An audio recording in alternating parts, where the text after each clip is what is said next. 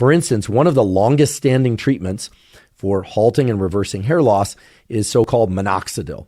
Minoxidil, sometimes also referred to by the brand name Rogaine, was actually a drug that was developed to treat hypertension.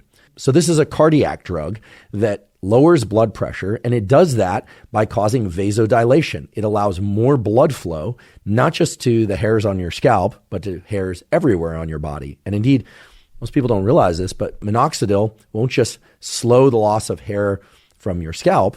It is also effective at slowing the loss of hair elsewhere in your body. Well, you now know one of the major ways it does that. It does that by extending the anagen phase. So it basically makes that phase a bit longer.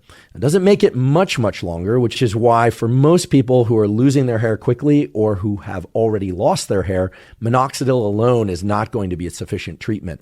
It's creating more blood flow to the hairs, which, because minoxidil does have this positive effect, at least most people would like to slow their rates of hair loss on their scalp anyway, it tells you that blood flow and delivery of oxygen and other nutrients from the blood is pretty critical, if not very critical, for the support of the hair growth cycle itself. Now, again, we haven't talked at all about the sorts of chemicals or the signals within the body, such as hormones, that actually direct the growth of hairs. Here, we're just talking about a mechanical change, allow more blood flow to the region and thereby extend the anagen phase, which is exactly what happens with minoxidil. These things can happen with the use of Rogaine, aka minoxidil.